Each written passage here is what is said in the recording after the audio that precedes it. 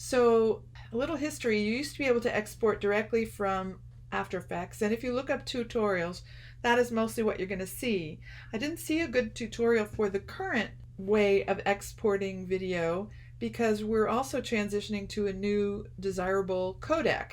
However, there are a lot of places like YouTube that are not yet accepting H.265, which is the current one. So I didn't find a nice tutorial. Here's a quick one to do instead.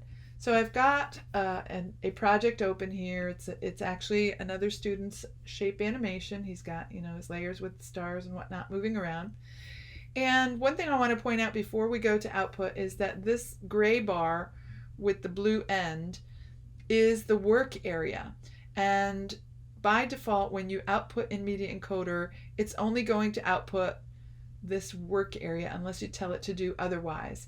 So I'm going to actually shrink this down just for demonstration purposes. We won't even really look at the video, but I want you to be aware of this work area.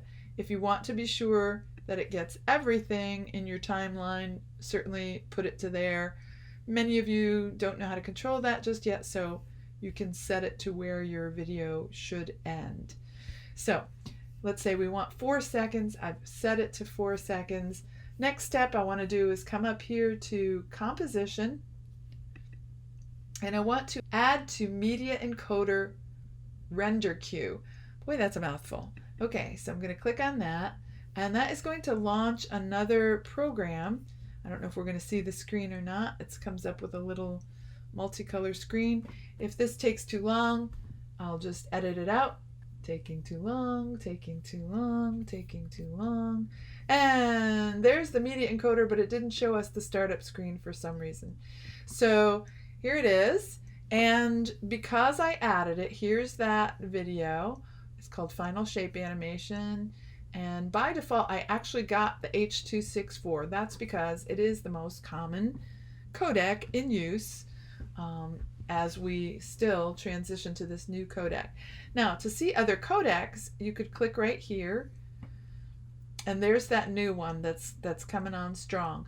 Now, yours might have said QuickTime Movie, it might have said other things, MP2, whatever, MP4, but we're going to go with this H.264 because that is the most common. Now, notice it's already got a size 1080p, which is 1080 by 1920. And it's also got a lot of audio settings that for right now we don't really need to worry about. But one thing I do want you to be mindful of is this setting right here, because it will often try to put your file in a strange place. So I want to put this just on my desktop. I'm going to choose desktop, and I'm just going to call this one Gunner. That was my student's name. Gunner Shapes, whatever. And it will export a video file, an MP4 file, and I'm going to say save. Now, nothing's going to happen yet until I click this green arrow. So when I click that green arrow, you're going to see this bar going by.